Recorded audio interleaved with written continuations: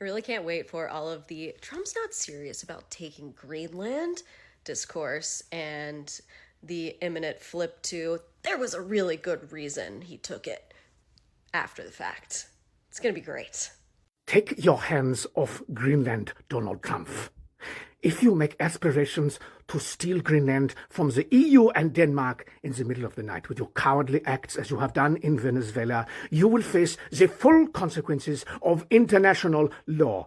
Is that clear, Donald Trump? United States. You cannot go around stealing countries in the night. We will not allow this. And may I remind you, we also have a very powerful military in the EU, and if you force our hand, as you are doing now, we will unleash the full potential of the German army once more, which is not something that you want us to do, believe you me.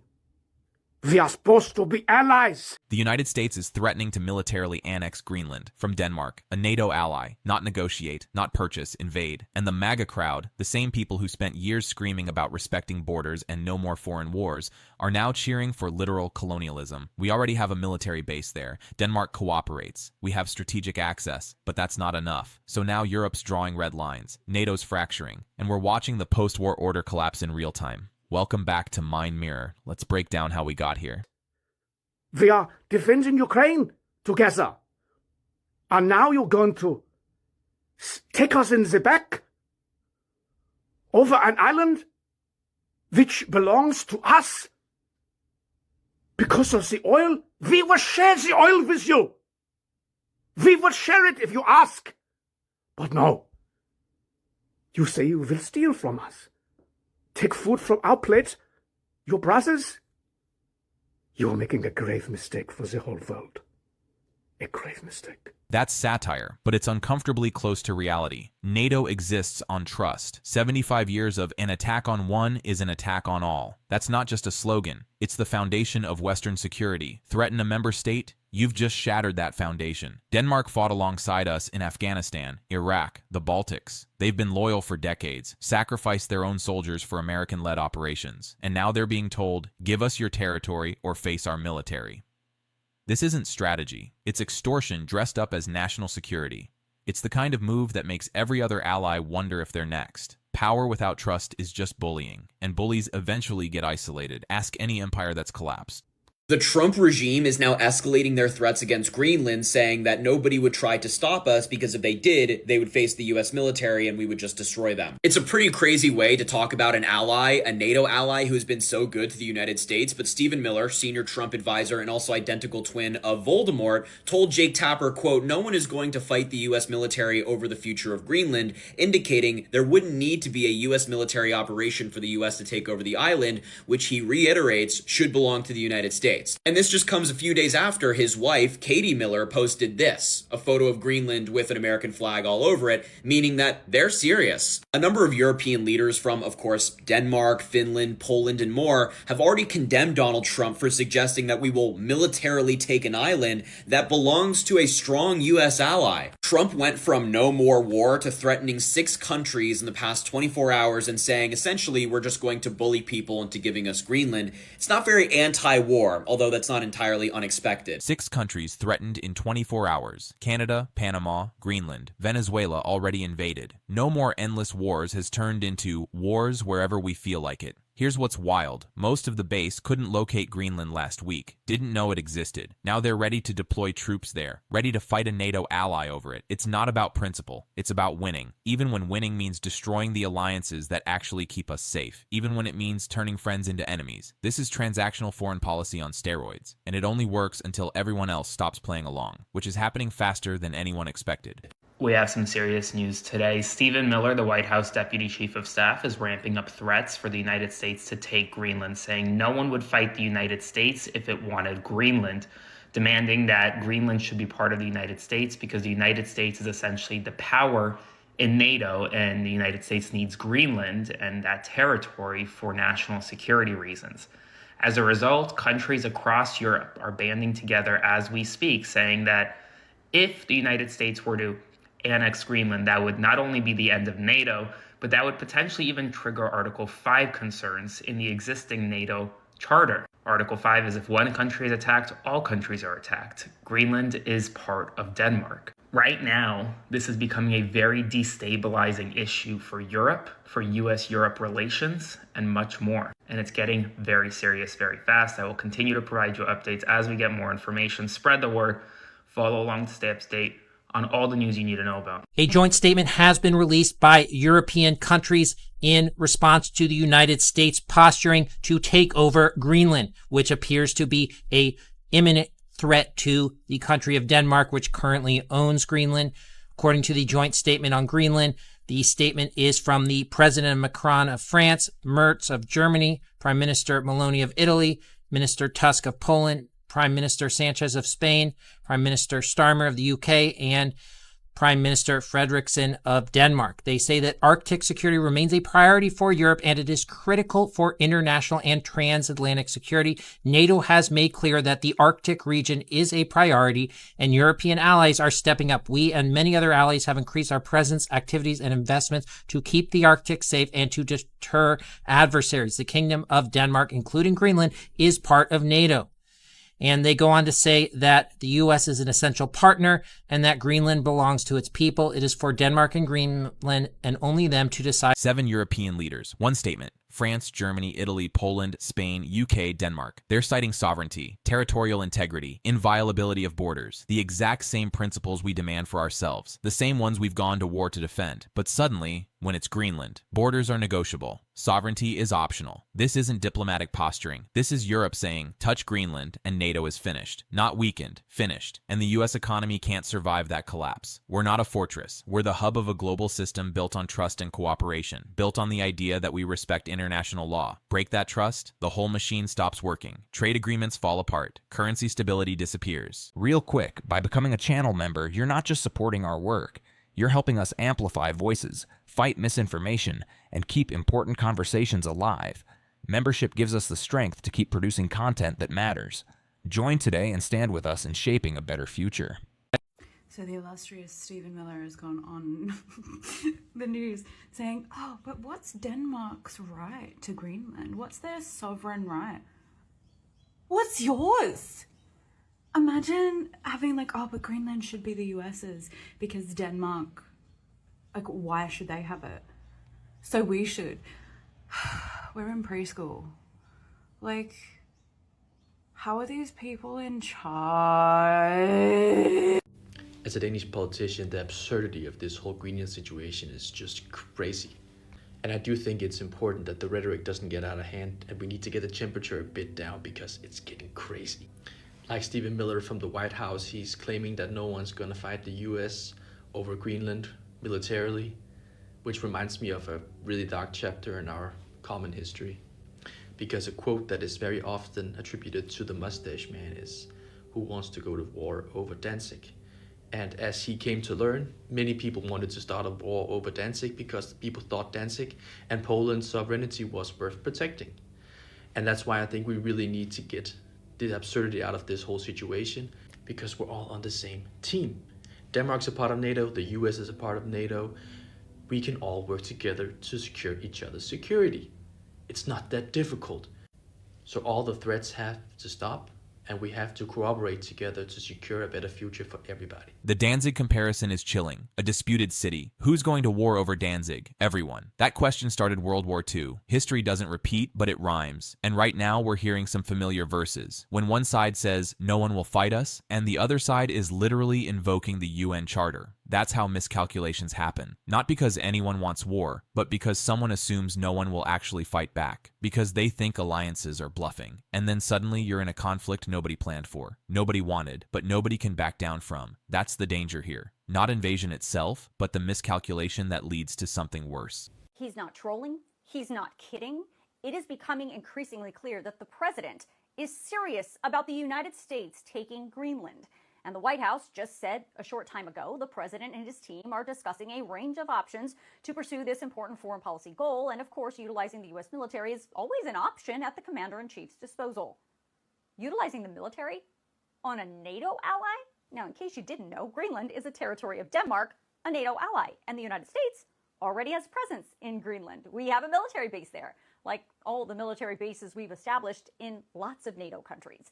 The base in Greenland was an Air Force base. Now it's a Space Force base. So if we're already there, why does President Trump insist that the United States take Greenland away from Denmark and make it part of the United States? Well, here's what he said about it just a few days ago.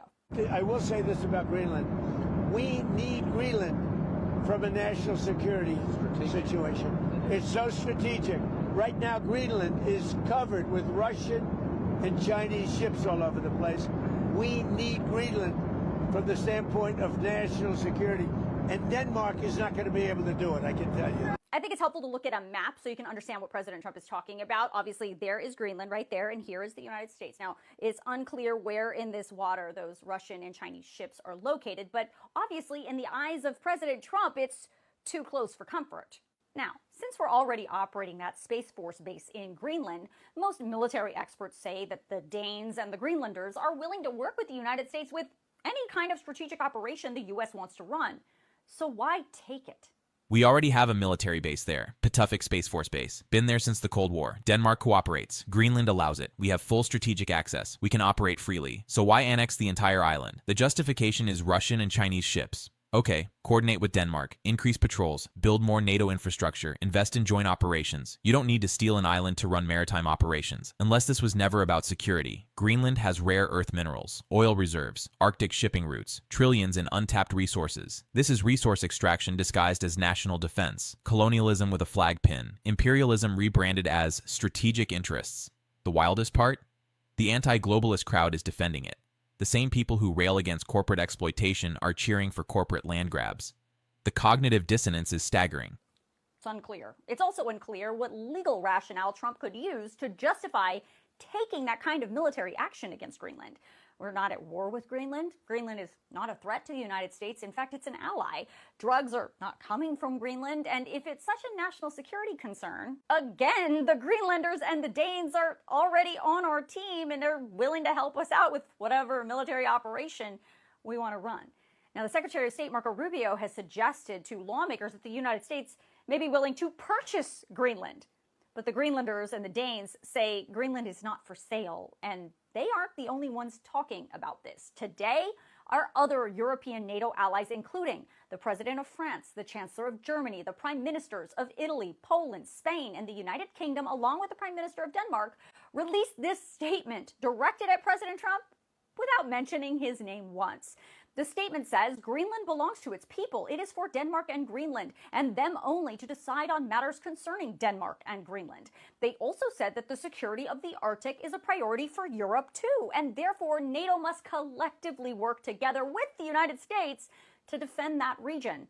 Now, interestingly enough, they also added in that letter that NATO, including the United States, has always upheld the principles of the UN Charter, including sovereignty, territorial integrity, and the inviolability of borders. These are universal principles, and we will not stop defending them. Does that mean if Trump moves forward with some kind of military operation to take Greenland over the objection of Denmark, that NATO would defend Greenland against the United States? Or does it mean that NATO would simply no longer exist?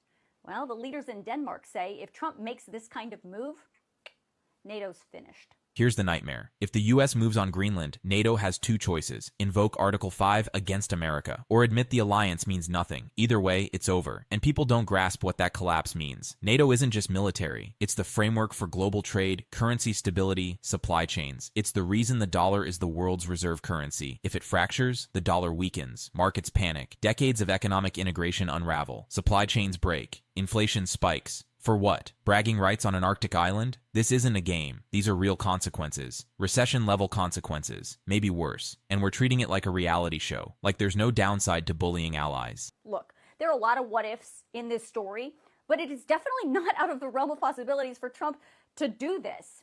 Just take his past actions as a guide. The fact is, he said for months he was going to use military action in Venezuela, and he just did it last weekend. For the record, he's been talking about taking Greenland since his inauguration. Now Trump is threatening to take Greenland, and now because white people might be affected. Not everyone in Greenland is white, there's the indigenous people of Greenland, and I'm not caught up with my 18th century European race science, but I don't think indigenous people in Greenland are white. But there's a bunch of white people there. But because white people might be colonized. Maybe the West will do something, but I doubt it. Again, this isn't just Donald Trump doing this on a whim. This is capitalism. This is corporations being like, Donald, we need those minerals, we need those materials that are under Greenland, the oil, the rare metals that are under there to help us keep costs down, and then so we can hike the prices, make as much money for ourselves, buy boats, whatever, destroy the environment even more. That is why he's doing it. It's not him being like, I want to make an empire. It is capitalism as a whole likes empires because it helps them exploit people as cheap as possible. But yeah, now maybe white people will be affected, so maybe Europe will do something. But thus far, all of Europe, UK as well, have been like, he can kidnap whoever he wants, guys. It's very nice for him to do. We support colonialism. But yeah, white on white crime is coming soon, guys. Dark humor, but accurate. Venezuela gets invaded, silence, Panama threatened, crickets, brown countries getting bullied. That's just Tuesday. But Greenland, a white European territory, suddenly everyone's paying attention. Suddenly it's a crisis. The West spent centuries carving up Africa, Asia, Latin America, colonies everywhere, exploitation everywhere. Now they're shocked when the same playbook gets used on them. This is American foreign policy without the mask. No pretense of democracy or liberation. No talk of freedom. Just raw power. We want it, we're taking it. And the base loves it because they think empires work through force, that you can just dominate your way to prosperity. They don't. They collapse. Always have. Every single time. The United States is threatening to annex Greenland for one reason and one reason only: to reduce or eliminate as much Chinese and Russian influence in the region as possible. Now, the reason why the United States wants to reduce Russian and Chinese influence is for a whole host of reasons. The largest one right now is the trans-Arctic shipping routes, which Russia and China are trying to claim. The second reason is because Greenland is a treasure trove of some of the most precious natural resources that the United States is desperately seeking, most notably rare earth minerals, which the United States military needs to operate its highest tier technology. The map you are looking at right behind me is the Arctic Ocean in blue. This smiley face of white, that is Russia and Siberia. At the top here, these are Scandinavian countries. This is Greenland. Do you see how Greenland has a very long border with the Arctic? Now, this Arctic sea route or northern sea route is a treasure trove for China and Russia because it makes shipping so much quicker and easier than the traditional Suez route. But this also means that two competitors and even adversaries to U.S. interests are going to be moving trading and most likely military vessels along the North American border. And Greenland is smack dab in the middle of it, which is something that the United States and NATO doesn't really want. Let me rephrase that. The United States and NATO now want to heavily fortify Greenland because of this reason. And my opinion is that the United States is simply pushing Greenland with a lot of unreasonable demands so the US can start fortifying the entire coast with US bases and military personnel. The second part is to make sure that Greenland, who wants a lot of its autonomy and full independence from Denmark, do not comply with Chinese and Russian interests. And I know a lot of people are saying, no, our president has no interest in protecting NATO or maintaining its integrity. Even if he doesn't, the money and the power that's backing him does. NATO countries invest hundreds of billions of dollars into the United States every single year. In fact, all the NATO countries have about $2.4 trillion of US debt. So if NATO were actually threatened by the United States, they could launch a nuclear option and crush the US economy. Here's the real motive. China. Greenland has rare earth minerals, crucial for batteries, tech, military hardware. China controls most of the global supply, over 80%. Greenland could change that. Plus the Arctic shipping routes. As ice melts, new trade corridors open, faster routes between Asia and Europe. Russia and China are positioning themselves to dominate those lanes. So strategically, Greenland matters. It actually does. But you don't need to annex it. Negotiate, invest, partner with Denmark and Greenland to develop those resources cooperatively, offer economic incentives, build infrastructure together. That requires diplomacy, treating allies like allies, building coalitions instead of enemies. Instead, we're threatening to destroy NATO to get what we could have gotten through cooperation. It's burning down your own house to remodel the kitchen. Strategically insane, economically suicidal. Even from a strategic standpoint, it does not matter how powerful the United States is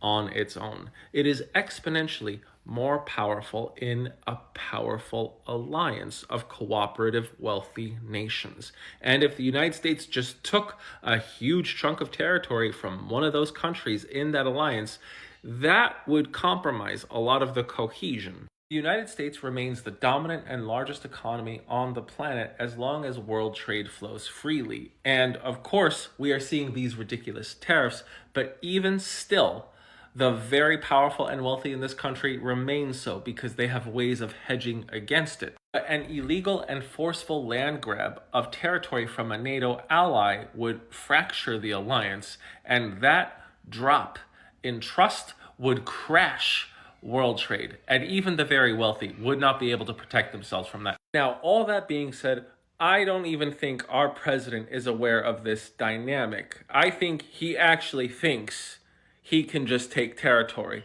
But that's fine, because the people who have the real power and are just using him as an autopen are getting the results they want, even if it is very sloppy. To wrap this all up, I would like to say that yes, the post-World War II order is changing, but in my opinion, it has been changing since the late 1990s. We just haven't really seen it.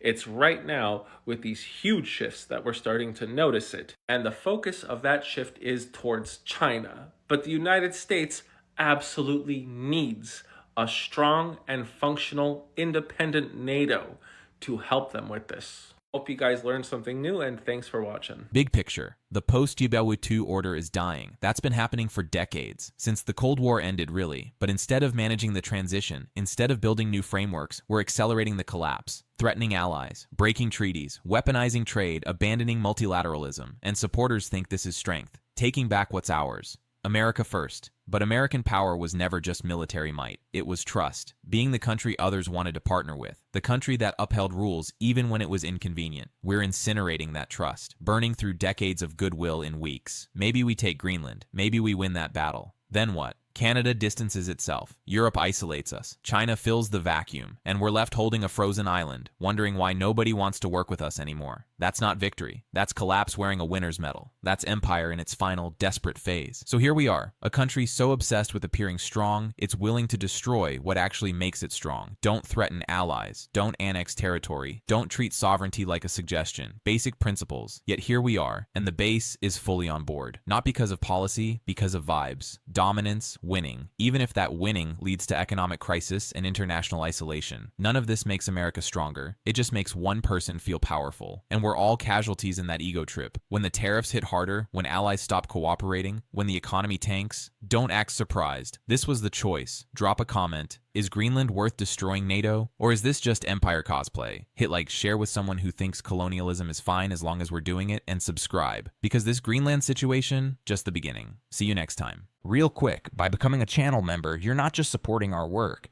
You're helping us amplify voices, fight misinformation, and keep important conversations alive. Membership gives us the strength to keep producing content that matters. Join today and stand with us in shaping a better future.